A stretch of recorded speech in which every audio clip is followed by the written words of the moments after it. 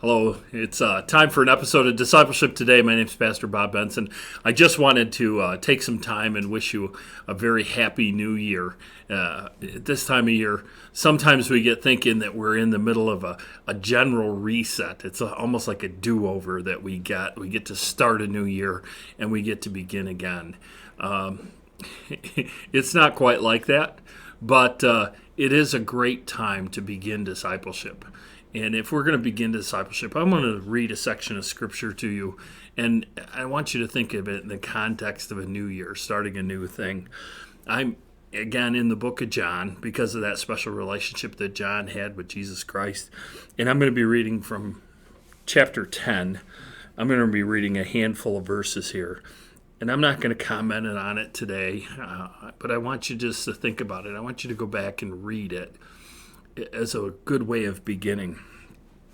John chapter 10, starting in verse 1. Truly, truly, I say to you, he who does not enter the sheepfold by the door, but climbs in another way, that man is a thief and a robber. But he who enters by the door is the shepherd of the sheep. To him the gatekeeper opens. The sheep hear his voice, and he calls his own sheep by name and leads them out.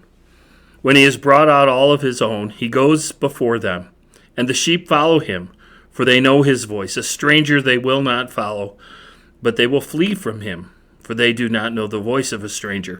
This figure of speech Jesus used with them, but they did not understand what he was saying to them. So Jesus again said to them, Truly, truly, I say to you, I am the door of the sheep.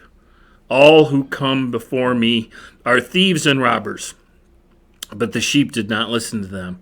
I am the door. If anyone enters by me, he will be saved, and I will go in and out and find pasture. The thief comes only to steal, kill, and destroy. I came that we may have life and have it abundantly. I am the good shepherd. The good shepherd lays down his life for the sheep.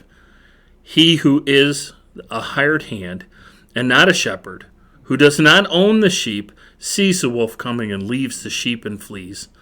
The wolf snatches them and scatters them. He flees because he is a hired hand and cares nothing for the sheep. I am the good shepherd. I know my own, and my own know me.